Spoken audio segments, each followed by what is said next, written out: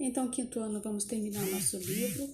E aqui na página 207, nós estudamos, vimos bastante, né, como era a vida dos primeiros seres humanos, como eles viviam e como a forma das pessoas que vivem hoje, como elas são totalmente diferentes dos antigos. Então, a gente viu aqui no quadro, que foi feito também dever para casa, dever no livro, nós vimos então que são pessoas como eles eram nômades, em que época eles viveram uma vida totalmente nomástica, e hoje como nós vivemos uma vida totalmente sedentária.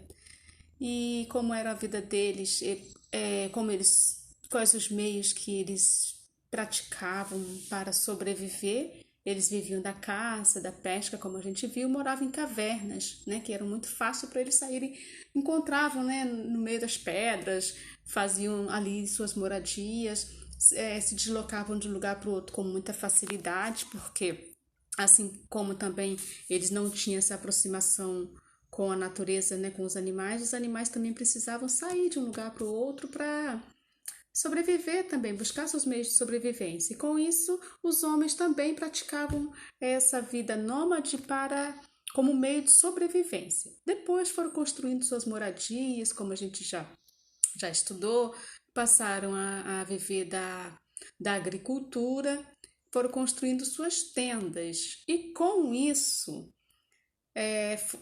foi necessário a construção também, né, a organização, a fim de que os povos tivessem liderança, tivessem como colocar suas habilidades em prática. Eles foram se organizando de maneira a dividir as tarefas, como a gente já viu, né? Foram dividindo as tarefas, procurando ver quem tinha mais habilidade para pesca, quem tinha mais habilidade para a caça. As mulheres ficavam mais com os afazeres domésticos mesmo, de preparar ali aquele alimento que eles conseguiam com a pesca, com a caça, com o plantio, né? Como é que eles foram descobrindo que determinada coisa servia para plantar e nascer de novo aquele alimento, né? Por exemplo, eles comiam uma fruta, jogavam por ali mesmo as sementes e iam percebendo que a semente brotava, ou seja, já foram vendo que se eu plantar uma semente, ela vai brotar novamente aquele alimento. Então, com isso, as mulheres foram cuidando dessa parte aí, né, da agricultura. Com isso, foram organizando pequenos povos a fim de ter ali formado comunidades, mas com liderança. Na medida que vai crescendo, é necessário que haja regras e normas, a fim de que todos possam viver bem. Isso a gente pode ver até no nosso dia a dia hoje, né, também.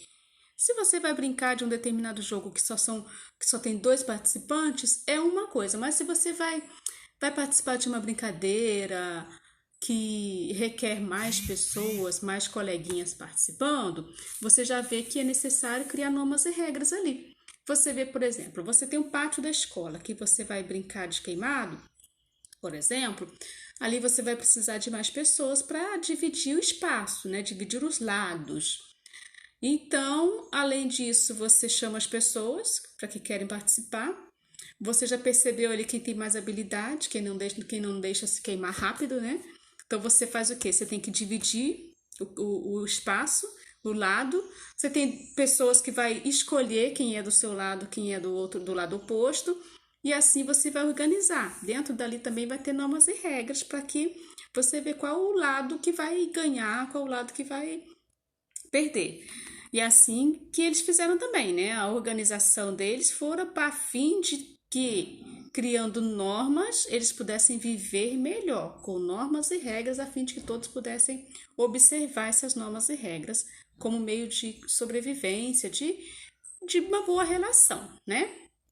E com isso, o que acontece? Foi chegando até a gente, né, Quintona? Isso vai chegando até nós a forma de organização social.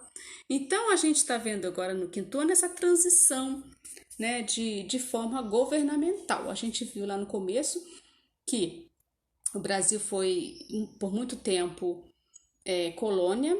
Por muito tempo nós vivemos uma monarquia que nós já vimos também a transição desse governo de monarquia.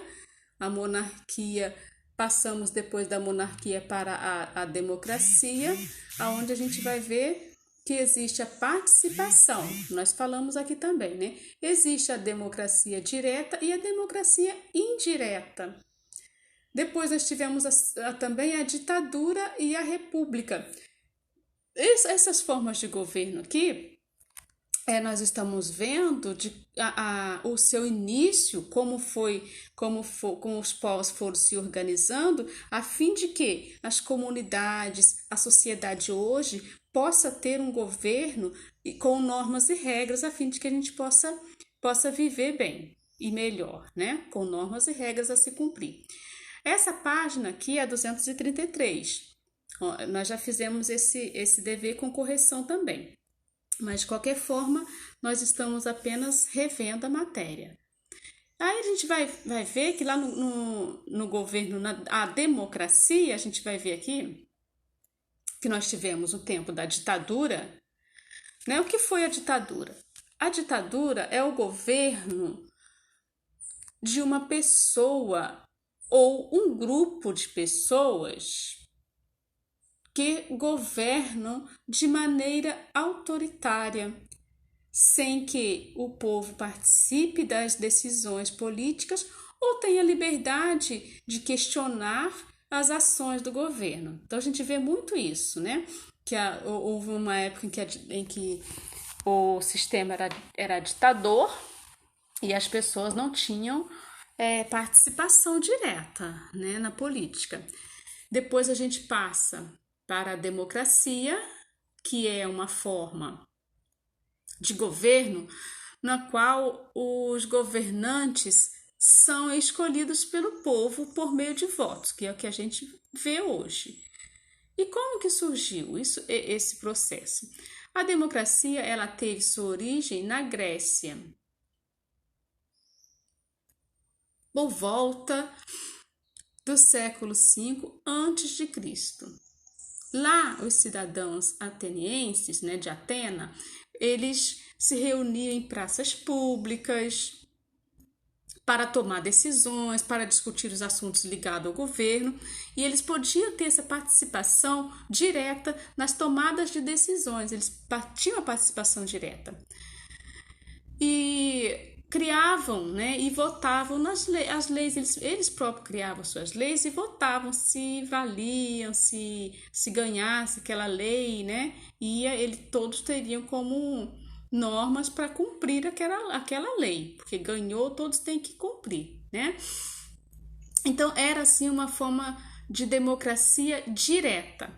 Nós falamos na sala de aula também que nós participamos de uma democracia, mas essa democracia, ela não é direta, ela é uma democracia indireta ou representativa. Por quê? Nós escolhemos os nossos governantes, mas nós não participamos diretamente das tomadas de decisões deles. Eles criam normas e leis. Tá certo que a gente não está vivendo totalmente uma ditadura pelo fato da gente poder votar. Nós escolhemos os nossos candidatos. Eles nos representam de alguma forma. Não estou falando aqui se funciona ou não, se está bom assim ou não está. O que estamos falando aqui é da nossa participação nessa escolha dos nossos representantes. Nós participamos votando, mas também nós temos o direito de criticar, nós temos o direito de não gostar, de falar, de fazermos passeatas, de fazermos as nossas críticas e observações nas redes sociais. Então nós somos uma democracia por conta disso, que nós temos esses direitos, porém nós não somos uma democracia direta, que nós não participamos diretamente nas tomadas de decisões. Nós temos alguém que representa a gente fazendo isso por nós.